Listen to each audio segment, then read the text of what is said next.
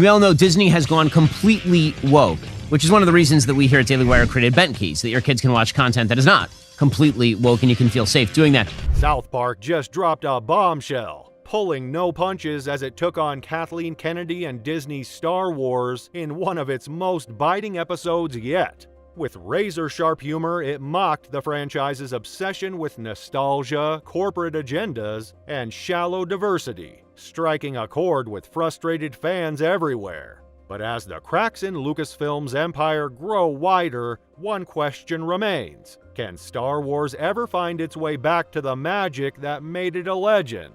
Allegedly has said that we've never asked for privacy, but it's documented in the interviews with the likes of Oprah Winfrey. So it's very cruel, very funny, and the bottom line is I think they should wise up and think. South Park has always been known for its fearless take on cultural and industry trends, pushing boundaries in ways that other shows shy away from. For decades, it's used its irreverent humor to hold a mirror up to society, exposing hypocrisies and poking fun at everything from politics to pop culture. The show's creators, Trey Parker and Matt Stone, have a knack for identifying hot-button issues and distilling them into moments of biting satire that spark both laughter and reflection. We just want to be normal people. All this attention is so hard. Isn't it true, sir, that your questionable wife has her own TV show and hangs out with celebrities and does fashion magazines? What are you suggesting?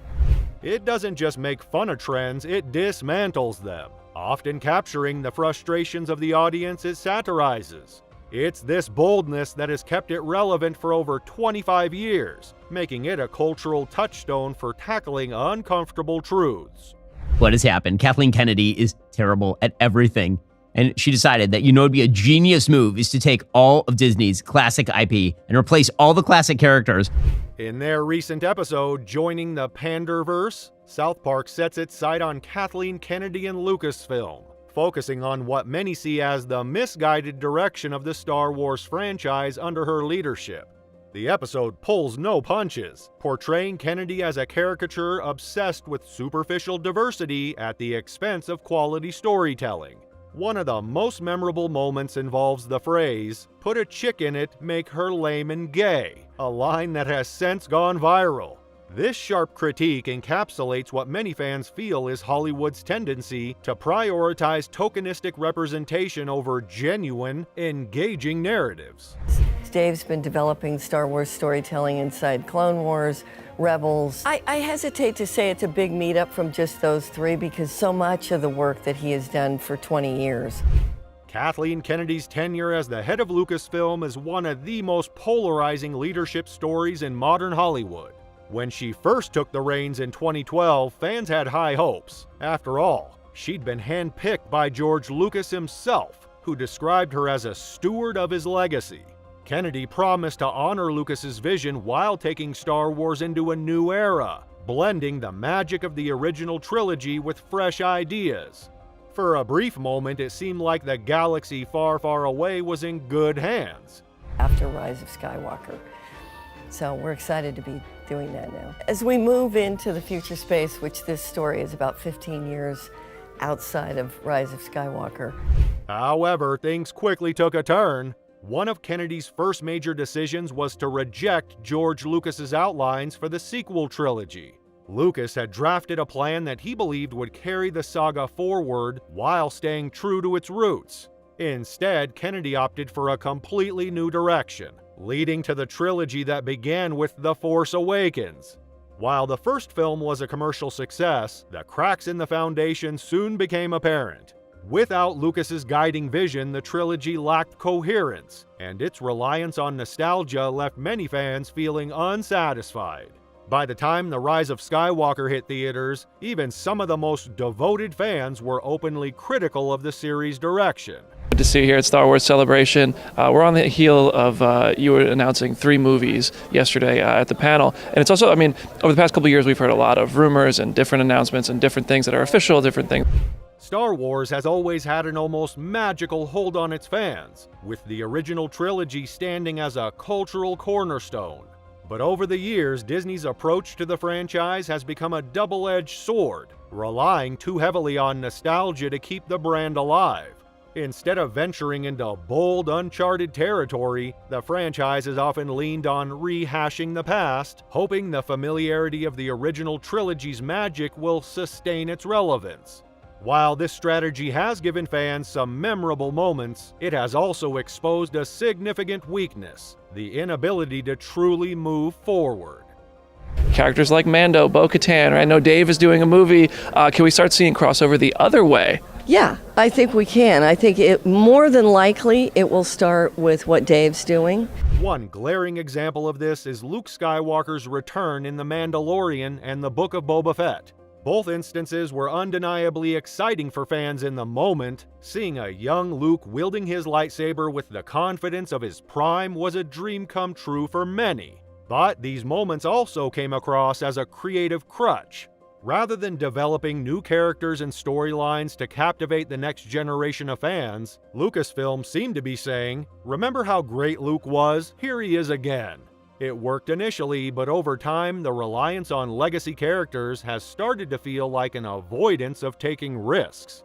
Something like that coming to the Star Wars world. You know, when you start naming those are things we talk about all the time. I wouldn't make a commitment, but it's obviously in conversation. Stephen Knight, best known as the creator of Peaky Blinders, is a writer with a reputation for crafting gritty, character-driven stories.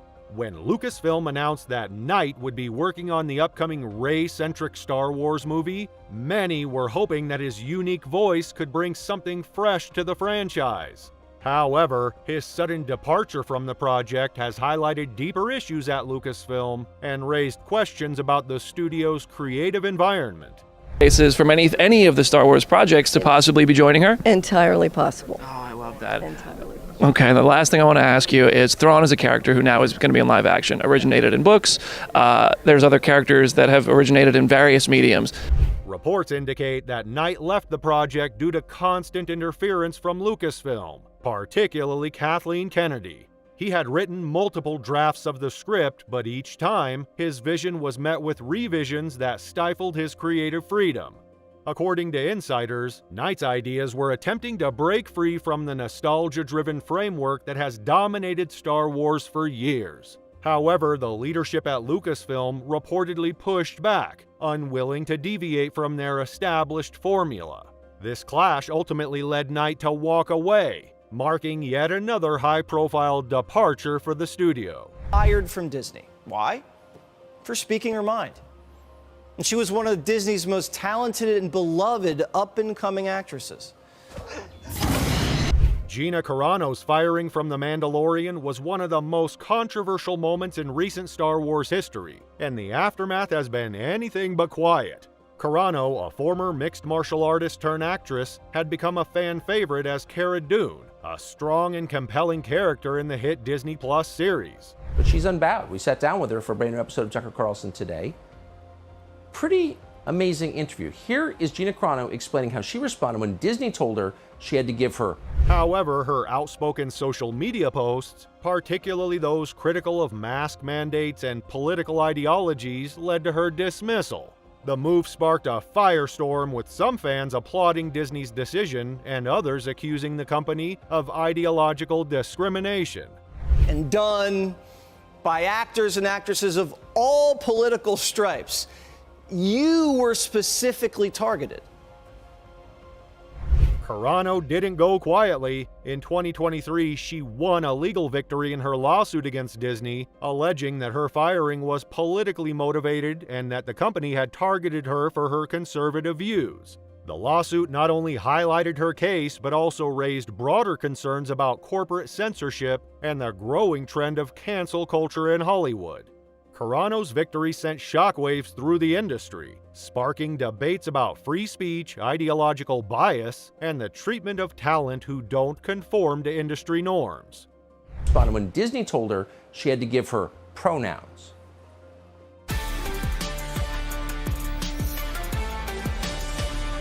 When I wouldn't hashtag trans rights and I wouldn't. The cultural impact of Carano's case extends far beyond her personal story. It has become a rallying point for critics of Disney and Lucasfilm, who see her firing as emblematic of a larger problem within the entertainment industry. The perception that Hollywood prioritizes ideological alignment over creative freedom has alienated a significant portion of the Star Wars fan base. For many, Carano's case is a symbol of what they view as the franchise's drift away from its roots. So, what kind of video would you like to see on this channel? Let us know in the comments below.